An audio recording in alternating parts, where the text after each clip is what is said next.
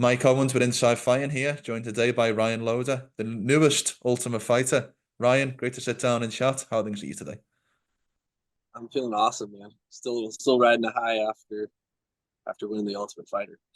That looks like a riding a high smile. That looks like I could see the vehement face there. How are your emotions after such a big win? It was wild.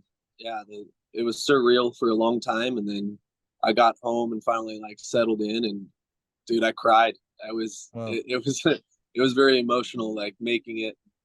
I think there's been so much. It's been so hard trying to stay disciplined all these years trying to get that finally made. I'm a I'm one the Ultimate Fighter, two a UFC fighter, and that's been the goal since day one. So it was a pretty emotional feeling of just like I did it, you know. Where does the trophy have a home in your house or your apartment? Yeah, have you found somewhere nice for it And to stay? no, yeah, they so when I was getting my hands wrapped, they're talking about like what do you get for the Ultimate Fighter, and some Ultimate Fighters got like Harleys and a bunch of other stuff, and then I was like, I mean, honestly, that stuff doesn't really matter. I just wanted the contract, and Mm. one of the workers came up and was like, "Hey, we're gonna get you a trophy," and he's like, "I bet you ain't gonna be able to keep it." So, and sure enough, they have to like engrave it. They're like, "After you got to give it back." Like you can't even get a trophy for winning the Ultimate Fighter. So you don't keep the trophy? They're gonna engrave it and Oh, send it back to sorry. me, but Yeah. the hand wraps. But you He don't was just actually go home with the trophy that night, is what you you're don't trying to go home say. with it. Yeah, Wow, that's which bizarre. is actually not bad because then you have to travel in the True. airport for the trophy. But yeah, it was funny. But they're gonna grave my name on it with middleweight Ultimate Fighter champion. So Have you had time to watch the fight back yet? And if so, what have you made of it? yeah, I watched it back. Um, I still can't believe he fought through that scarf hold. Mm. He, I heard his whole elbow rip. Like if you're like tearing like like a rubber band ball, if you tore that apart, I was just like, oh my god, this guy is so tough. Like he's Wow. gonna get on top, and he was on top of me, and I was like, he can't choke me out with one arm. Like there's no Mm. way. Like the pressure just wasn't. So I was like, okay, I just gotta stay like relaxed. He's gonna fall off like soon enough. Mm. If he starts striking, I'll start moving faster. But and then he fell off, and I saw him shake out his arm in between rounds. And my coaches were like, "Hey, um, go after him. Like he's tired. Go after him." And I was like, "He doesn't have a cross because his arm's broken." So I just went after him real hard and got in that crucifix position. And once you get there, I know I can hold you down as long as I want. So the I heard like 3 more minutes, and I was like, "Okay, just take my time. We don't have to rush. This guy can't get out." So it Yeah, I was was good.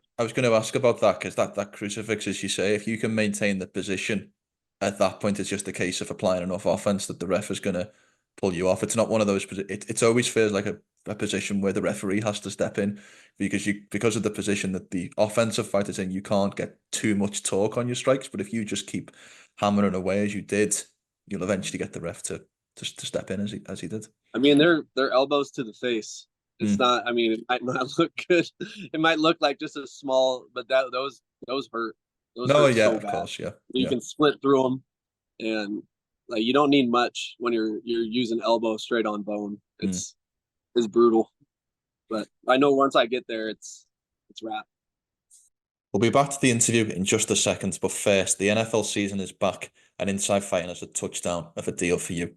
We've partnered up with DraftKings, an official partner of the NFL, to bring you an offer where new DraftKings customers who bet $5 receive $250 in bonus bets instantly, as well as 1 month of NFL Plus Premium, just by signing up using our promo code Inside Fighting.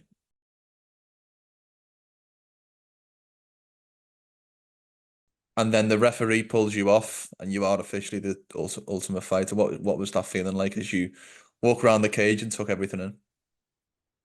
It was still unreal. I mean, I was so excited. I was so happy. My family was there.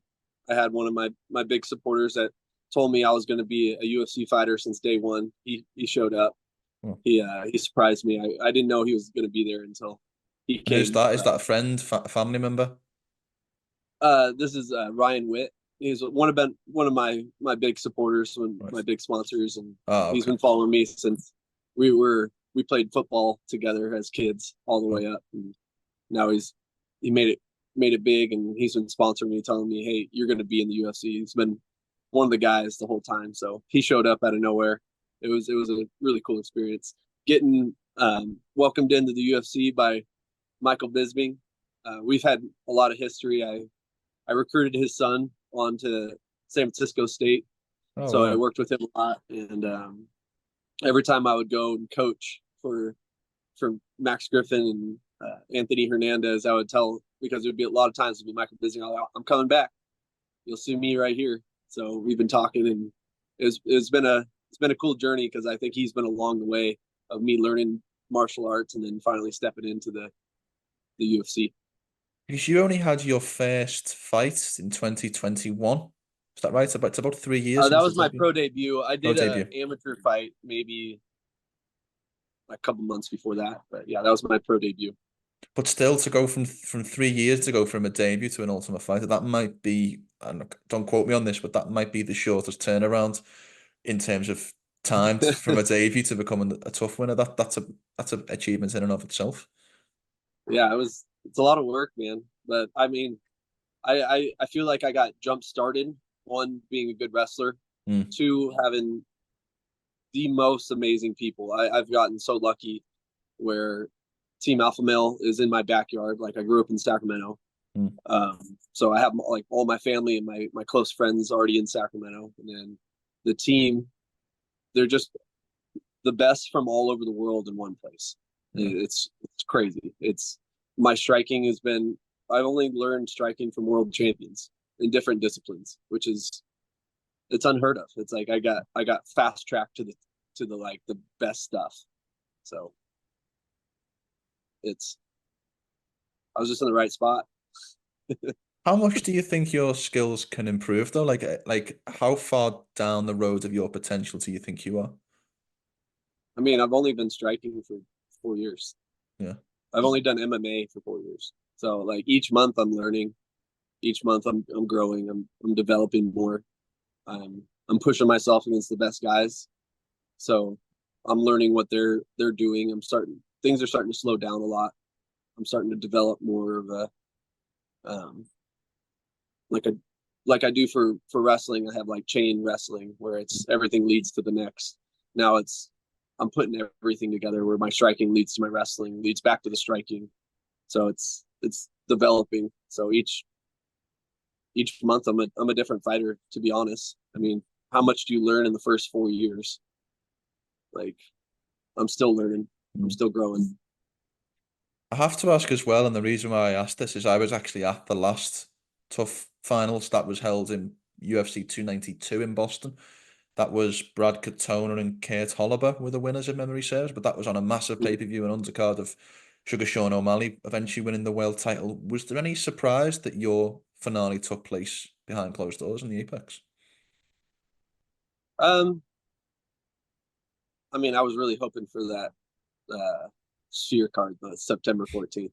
Mm, I was like, oh, maybe because Grasso's um they're fighting in that one, mm, maybe they'll put us under the undercard or something like that. But honestly, it doesn't matter.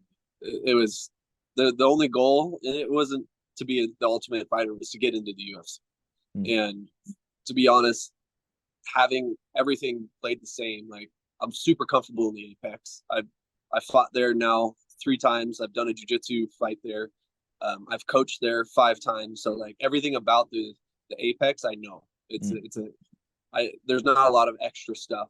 So say we go to a pay-per-view event and we're in a different city doing different things, going different places, like that adds different stuff for me. Where this, I was so calm and collected because I knew how to do it already. I've already been through the media process. I've already been through the PI stuff. I fought in that octagon. I've done that walk multiple times. So Yeah, to be honest, it was better that I fought in the Apex for me. 100%.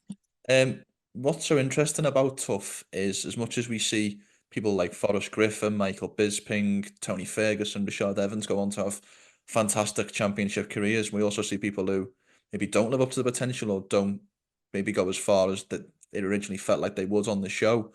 How do you ensure that you have success in the rest of your career post TUF? I think I'm in the right spot right now. I don't. I have the right teammates. I have the right coaches.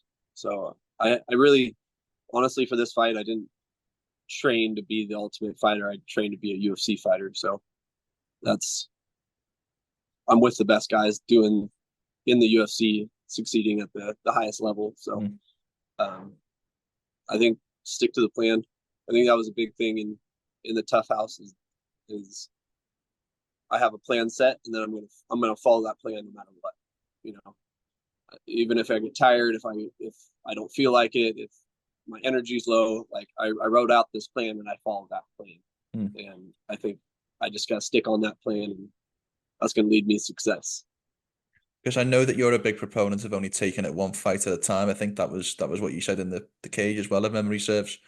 But do you set yourself goals? I know that you try and take things one fight at a time, but what are the essential goals that you set yourself for the next 12 or 18-month period, if you will? So I actually had a good conversation with Mike Malott, and because he kind of went through the same process as me, and like he was a coach, and I mean, really, I wanted to prove myself that I can do it.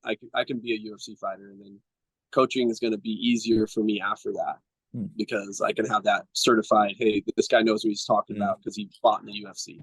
Yeah. And then once I fought in the UFC, I got the contract. It was almost like, what now? I think that was like one of the emotions that hit me after. Was like, I worked so hard for this. Like, what now? And I think looking at it just one step at a time, if I looked at like, oh man, now I have like maybe 5 years or 4 years or whatever years I have in this, I have to do that again over and over. It kind of like overwhelmed me a lot. But in my head for this fight, it's okay, I'm going to wear the UFC gear. I want to fight a UFC fight wearing the UFC gear, and no one can ever take that away from me. Like, and if I win, I can say I won in the UFC. How great an opportunity is that? So that makes me want to fight the next fight.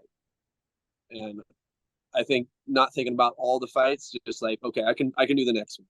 I can do the next one, whatever that one is, and just finding a new like love for it each time. Because they're not going to be different. I mean, they're going to be different each time, I feel. I love it. I love it. Talking about the next one, obviously a lot of people's attention have shifted to UFC 306, where the coaches will square off Valentina versus Alexa Grasso. How do you see the trilogy fight playing out? Oh, fam, you got to go Valentina all the way. I had a feeling you might say that. Yeah, I think she changed the things that she needs to change. I know she's in fight camp right now, kicking butt. But yeah, it was fun going through camp with her. It was like, okay, this is why she's been a world champion multiple times. Why her stuff is so good, so technical, and yeah, you can see that why she's been at the highest level for so many years. Yeah, it was amazing. I learned so much. What were the key things that you picked out that you felt like separated her from the rest in terms of that championship caliber? Her mindset. Her mindset of like she's so strong-willed and so like she's gonna get it done no matter what, and very, very focused. Everything else is just noise, and she's like focused in on what she wants, and she goes after it. So along with being super disciplined in all their stuff, but like the focus that she brings to martial arts is some of the best I've ever seen. Do you anticipate there to be a long-standing relationship between you and her as coach, if you will? Not as strictly as coach, but you know what I'm saying in terms of that mentor role, if you will. Absolutely. Yeah, I mean, there's something when you go through hard things together that brings you closer. I think MMA is a very, very hard thing that we went through together, and she was our leader through this. So yeah, absolutely. All the coaches she brought in, I'm still talking to each one of them. They're awesome. I think she brought in like 16 coaches for us. So the guys on the team. Still talking to all the guys on the team. So it's a cool group. I saw a lot of them. I saw Gigamontes and Nathan and Myron and Con at the fight. So it was cool to see them again. I love it.